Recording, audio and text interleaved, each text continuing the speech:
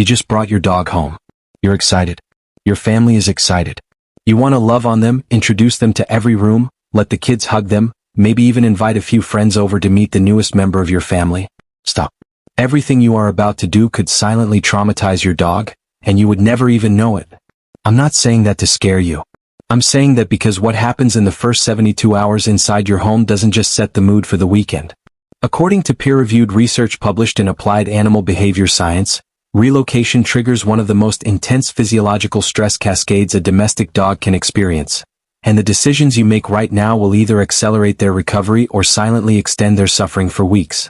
This is the video I wish every new dog owner was forced to watch before they open that car door. Let's start with what's actually happening inside your dog's body the moment they walk through your front door. The second your dog enters an unfamiliar environment, their hypothalamic pituitary adrenal axis, the HPA axis, the body's central stress command system, fires into full activation. Cortisol, adrenaline, and norepinephrine flood the bloodstream simultaneously. Heart rate climbs. Pupils dilate. Every single sensory receptor in their body shifts into high alert overdrive. This isn't anxiety in the way we experience it. This is a full-scale biological threat response. The same neurological cascade their wolf ancestors activated when entering unknown predator territory. Now here's where most people get it wrong. A lot of dog content online will tell you, elevated cortisol lasts about 3 days and then your dog settles in. That is an oversimplification that sets owners up for confusion and failure. The truth? Endocrine research measuring urinary cortisol to creatinine ratios in newly rehomed dogs shows that while many dogs begin initial stabilization within 3 to 7 days, a significant subset maintains dangerously elevated cortisol levels for 4 to 6 full weeks. The variation depends on your individual dog's trauma history, how long they spent in a shelter environment, their genetic temperament, their socialization history in the critical 3 to 16-week developmental window, and the microstressor levels inside your specific household. What does that mean for you in practical terms? It means you cannot look at your dog on day 4 and think, okay, stress is over, let's go. You need to read their individual signals, not a universal calendar. And here's the behavioral reality you will actually see during this period.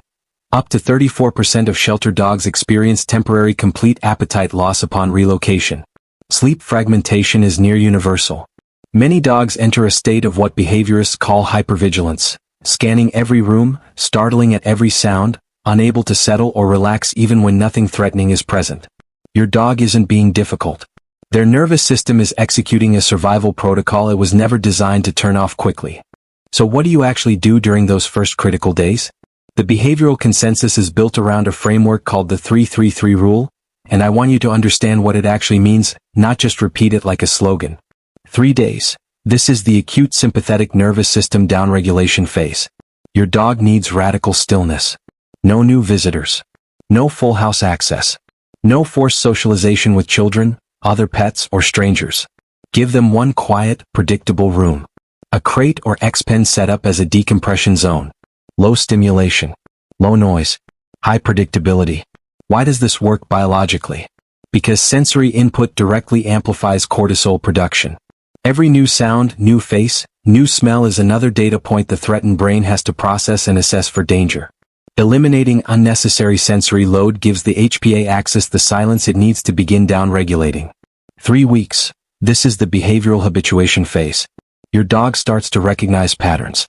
The morning walk. The feeding schedule. Your voice. The sounds of your house. Habituation is not bonding. It's the nervous system cataloging predictable stimuli as safe rather than threat. Routine is not optional during this phase. It is neurological medicine.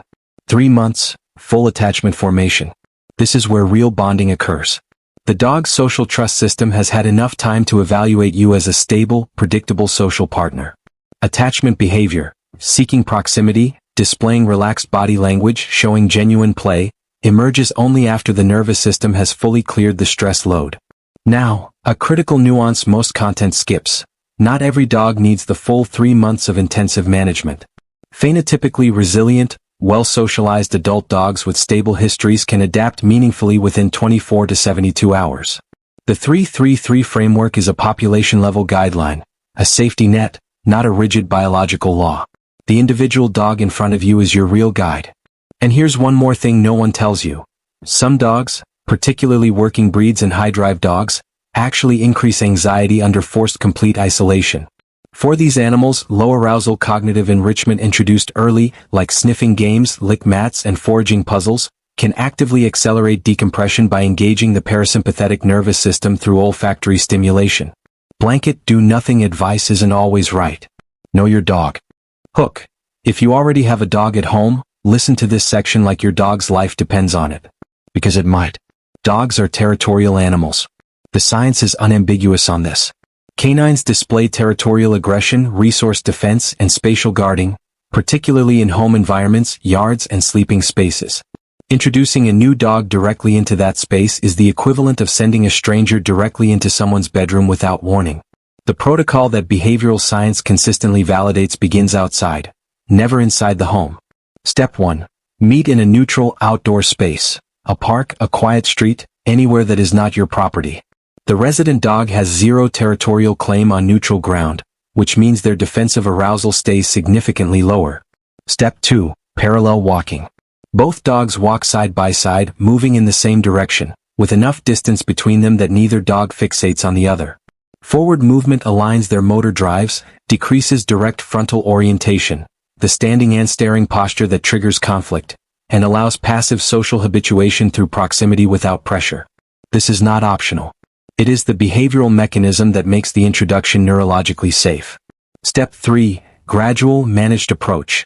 Only after both dogs display consistently loose, relaxed body language. No rushing.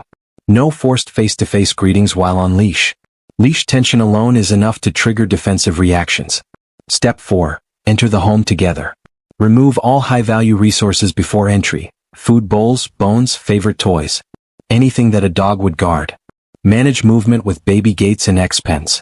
Do not allow unsupervised access until you are completely confident in their relationship dynamic. A note on resource guarding, because this is one of the most misunderstood topics in dog ownership, and I need to correct something that circulates constantly in online dog communities. You will hear people say, resource guarding is created by humans. It sounds reasonable. It gives people a sense of control. It is scientifically wrong. Resource guarding, formally classified as resource guarding behavior or resource guarding aggression in behavioral medicine, is an evolutionary adaptive behavior rooted deep in wild canid survival mechanics. Behavioral surveys published in Preventive Veterinary Medicine indicate that up to 15 to 20% of domestic dogs display some degree of baseline guarding behavior naturally, with no human trigger, no provocation, no mismanagement. The genetic predisposition is real. Herding breeds, guardian breeds, and terriers show markedly higher innate guarding tendencies due to historical artificial selection pressures. This is breed biology, not owner failure. What humans can do is make it dramatically worse. Approaching a dog's feeding zone repeatedly. Using physical force to take items. Creating competition between dogs in a multi-dog household without spatial barriers. And perhaps most critically, punishing low-level warning signals like growling.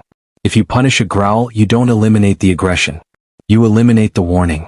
You create a dog that bites without signal, which is far more dangerous than a dog that growls. What humans can do to help.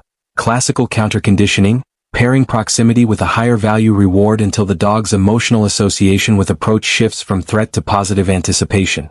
Trading games that teach a reliable drop command through equal or higher value exchange. Environmental management to prevent the rehearsal of guarding sequences entirely.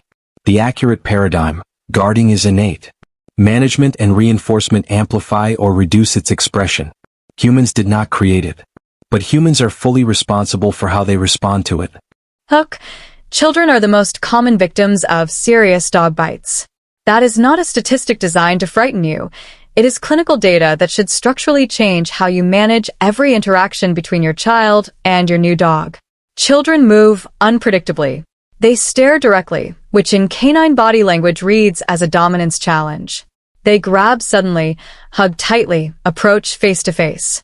They produce high-pitched sounds that activate a dog's prey drive auditory response. And they do all of this while being small enough to be at the exact height of a dog's face. Epidemiological bite data consistently identifies pediatric populations as the highest risk group for severe craniofacial canine bite injuries. The majority of recorded bites occur during forced interaction, cornering, or physical restraint, all behaviors children engage in naturally and innocently. The protocol: no forced interaction, ever. Every introduction is structured, calm, and on the dog's terms. The dog always has a clear escape route, the ability to move away from interaction. If the dog moves away, the child does not follow. Teach children to read the dog's body language. A tucked tail, whale eye, lip tension, or a freeze are all pre-bite signals that every child in your home should be able to recognize. Adult supervision is non-negotiable during the entire decompression period.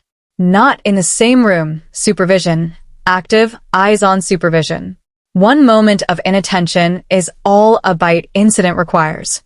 There are behaviors that fall within the expected range of stress response. And there are behaviors that signal you need professional help immediately.